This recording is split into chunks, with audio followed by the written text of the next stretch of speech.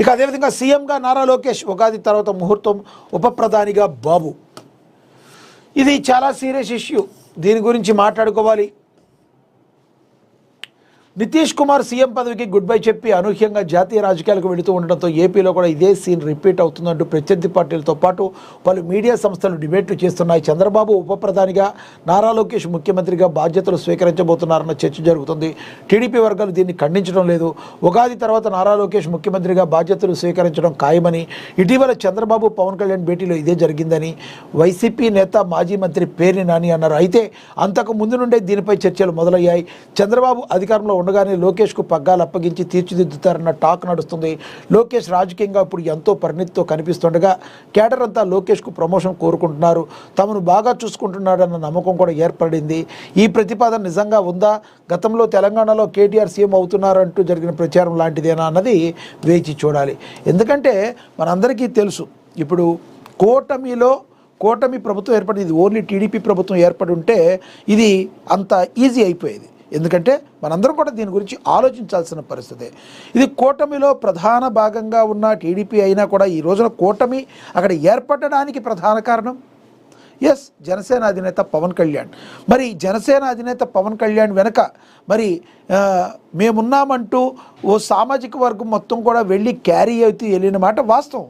అవునన్నా కాదన్నా ఏపీ రాజకీయాలు, కుల రాజకీయాలు చుట్టూ తిరిగే మాట అందరికీ తెలిసిందే. ఇది ఓపెన్ సీక్రెట్. దీని గురించి మాట్లాడుకోవాలంటే ఇలాంటి సమయంలో నారా లోకేష్ను సీఎం చేస్తే ఓకే, చేయొచ్చు, తప్పులేదు. కానీ వాట్ అబౌట్ పవన్ కళ్యాణ్ అనే దానికి క్వశ్చన్ మార్క్ వస్తుంది అక్కడ. కాబట్టి చంద్రబాబు గారి పరిపాలనలో, చంద్రబాబు గారు యొక్క అనుభవంతో పవన్ కళ్యాణ్ గారు చెప్పిన మాటని మరి ఒక సామాజిక వర్గం యాక్సెప్ట్ చేసి ఉండొచ్చు. మిగతా వాళ్ళందరూ కూడా పవన్ అభిమానులు క్యారీ అయ్యి ఉండొచ్చు. మరి పవన్ కళ్యాణ్తో పోలిస్తే నారా లోకేష్కు ఏమంత ఎక్స్పీరియన్స్ ఉంది? మరి చంద్రబాబు తర్వాత మరి నారా లోకేష్ను సీఎం చేసేసి పవన్ కళ్యాణ్ లోకేష్ సీఎంగా ఉంటే, పవన్ కళ్యాణ్ ఉప ముఖ్యమంత్రిగా ఉంటే మరి ప్రజలు యాక్సెప్ట్ చేస్తారంటే 100% యాక్సెప్ట్ చేయరు దీన్ని. కాబట్టి ఇవన్నీ జరిగే పనులు కావు. ఇది కేవలం కూడా వైసీపీ పార్టీ ఏదైతే ఉందో తన మైండ్ గేమ్లో భాగంగా తను మాట్లాడుతుందో తప్పితే ఈ ఉగాది నుంచే ఇదంతా లేదు, ఇదంతా జరిగిపోద్ది అని దానికి ఎటువంటి ఆధారాలు లేవని మరికొంతమంది చెప్తున్నారు. అయితే ఇక్కడ టీడీపీ వర్గాలు ఏవైతే ఉన్నాయో దీన్ని ఖండించటం లేదు అనేది $1 మిలియన్ ప్రశ్న. ఇప్పుడు ప్రతి విషయాన్ని బురద జాలితే ఖండించాల్సిన అవసరం ఏముంది? టీడీపీ వర్గాలకి లోకేష్ సీఎం అవ్వాలని కోరుకుంటారు.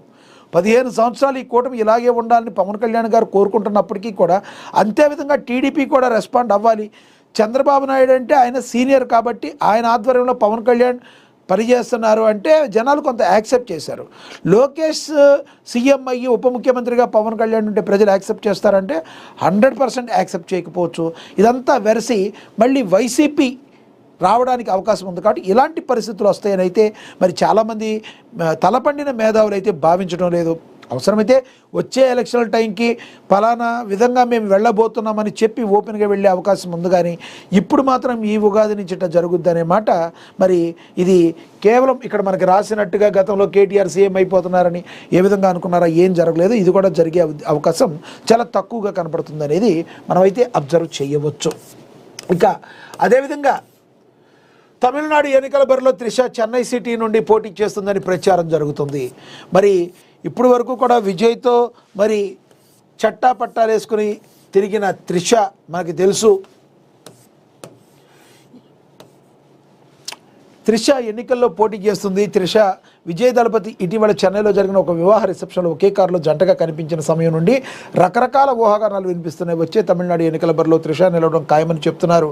త్రిష టీవీకే పార్టీ నుంచి చెన్నైలో బరిలో ఉంటారని వార్తలు నెట్టింట హల్చల్ చేస్తున్నాయి. త్రిష చెన్నై సిటీ నుండి విజయ్ రూరల్ నియోజకవర్గం నుండి పోటీ చేస్తారని ప్రచారాలు సాగుతున్నాయి. ఇందులో ఎంతవరకు నిజం ఉన్నది అది మనం వేచి చూడాలి. ఎందుకంటే సినీ గ్లామర్ అనేది ఉంటుంది, కానీ సినీ గ్లామర్కి మరి ప్రజలు ఎంత మద్దతు ఇస్తారనేది మనం కూడా. అయితే అఫ్కోర్స్ తమిళనాడు కానీ మన ఆంధ్రప్రదేశ్ కానీ సినీ అభిమానులకి, సినీ తారలకి, సినీ అభిమానులందరూ వాల్యూ ఇస్తారు. కానీ అదే సమయంలో కష్టపడి ప్రజల యొక్క సమస్యలను తెలుసుకున్న వాళ్ళకి అవకాశం ఇస్తారు. కానీ మరి సినీ గ్లామర్ ఒక్కటే ఓట్లు రాలుస్తుందా అంటే దానికి అవకాశం చాలా చాలా తక్కువ అనే చెప్పాలి.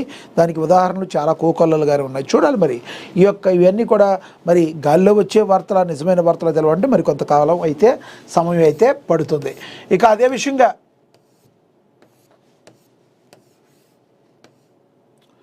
మూసీ చుట్టూ నైట్ టూరిజం అభివృద్ధి విషయంలో రాజకీయాల్లో బుల్లెట్ ట్రైన్ హబ్గా శంషాబాద్, ట్రంప్, ఎలన్ మస్క్ సంస్థలు ఇక్కడకు రాబోతున్నాయి. మూసీ నిర్వాసితులను ఆదుకునే బాధ్యత నాది. కొత్తగూడలో సీఎం రేవంత్ రెడ్డి అయితే చెప్పారు.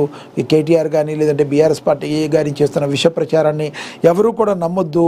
మరి మూసీ చుట్టూ కూడా అభివృద్ధి పరంగా ముందుకు వెళ్ళబోతున్నాం. నేను మరి దీనికి సంబంధించి బాధ్యత తీసుకుంటాను అని చెప్పి, బాధ్యత నాది అని చెప్పి మూసీ నిర్వాసితులను కూడా ఆదుకునే బాధ్యత నాదని ముఖ్యమంత్రి ఎవరైతే ఉన్నారో రేవంత్ రెడ్డి తెలియచేయటం అయితే జరిగింది.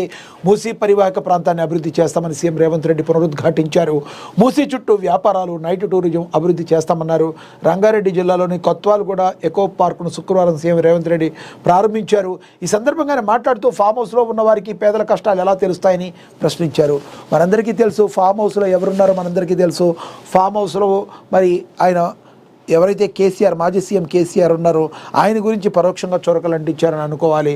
నేను సీఎం అయిన తర్వాత రేషన్ కార్డు ఇచ్చా, సన్న బియ్యం ఇచ్చా, ఫ్రీ బస్సు పథకం ఇచ్చా, ప్రజాపాలన ప్రగతి ప్రణాళిక కార్యక్రమాన్ని మహిళలంతా నిండు మనసు ఆశీర్వదించాలి, మన ప్రాంతాన్ని అభివృద్ధి చేసుకుందాం. అభివృద్ధి విషయంలో రాజకీయాలు లేవు, అభివృద్ధి కార్యక్రమాల్లో రాజకీయ ఉపన్యాసాలకు తావే లేదు. అందరినీ కలుపుకొని రాష్ట్రాన్ని అభివృద్ధి పదం వైపు నడిపిస్తానని సీఎం రేవంత్ రెడ్డి పునరుద్ఘాటించారు. నేను సీఎం అయ్యాక